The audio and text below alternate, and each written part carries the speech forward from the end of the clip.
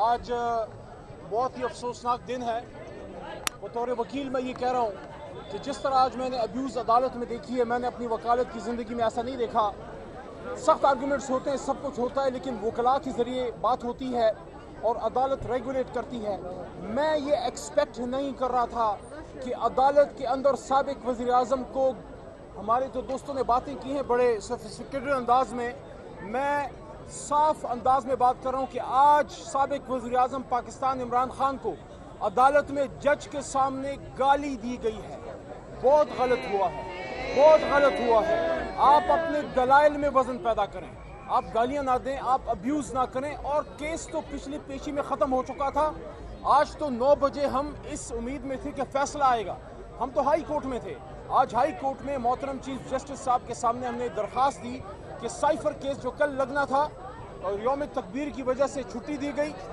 24 साल बाद इनको छुट्टी याद आई, अच्छी बात है, यौम तकबीर हम सबका है। लेकिन ये भी सोचिए कि जिसने बम बनाया अब्दुल कदीर खान, उसका नाम तक कल ऑफिशियल डॉक्यूमेंटेशन में, कल किसी प्रेस रिलीज में, वज़ीर आज़म शहबाज शरीफ के ट्वीट में कहीं डॉक्टर कदीर का नाम नहीं था।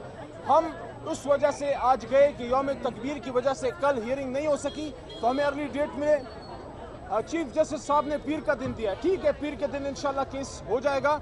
यहाँ जब पहुँचे तो एक अजब तमाशा देखा, एक तुरफा तमाशा देखा कि अदालत फैसला सुनाने की बजाय दोबारा मानेका साहब को मोहलत दे रही है। 10 मिनट की मोहलत दी और वो घंटे तक तकरीबन बोलता रहा वो आदमी। और वो ये नहीं सोच रहा था कि उस अदालत में ये हमारी बहनें और माएँ बैठी हैं, हमारी ख़वातीन बैठी हैं। लेकिन हम दोबारा ये कहते हैं, जिस तरह बैरिस्टर गौर साहब ने, उमर यूब साहब ने और शिबली साहब ने और हमारे वकला ने ये बात की है कि इंशाल्लाह, और हमारी बहन ने कमल शोजब साहिबा ने भी, कि हम अपना हौसला नहीं हारेंगे। मैंने अदालत में अपने वकला को भी ये बात की, हमारा काम मुकाबला करना है। हम हर फोरम पे जाएंगे, दलाइल में वजन पैदा करेंगे, हमारे पास मजबूत केस है। और एक सवाल मैं ज़रूर मानिका साहब से पूछना चाहता हूँ बसद एहतराम, क्योंकि उम्र में मुझसे बड़े हैं। आपको 5 साल बाद कैसे याद आया कि इद्दत में मसला है? जब शादी हुई थी इमरान खान वज़ीर आज़म नहीं थे, आप किसी प्रेशर में नहीं थे। और जब इमरान खान की हुकूमत ख़त्म हुई, आपको पौने 2 साल बाद ये केस कैसे याद आया? इसका मतलब है कहीं ऐसा तो नहीं है कि जब आपकी गिरफ्तारी हुई और उसके बाद कोई सॉफ्टवेयर अपडेट का मसला तो कहीं नहीं है? ऐसा तो नहीं है कि जेल में जाने के बाद कोई सॉफ्टवेयर की अपडेशन हुई है? क्योंकि अगर आपको तकलीफ थी, अगर आपको शिकायत थी, तो शादी के पहले महीने, दूसरे महीने, पहले साल, दूसरे साल, तीसरे साल, चौथे साल, 5वें साल, आखिर आपको इतने साल बाद ये कैसे याद आया? इसका मतलब है कि तमाम केसेस की तरह ये भी कंकॉक्टेड है, ये भी जेली है, ये भी साजिशी केस है, इमरान खान को अंदर रखने की कोशिश है।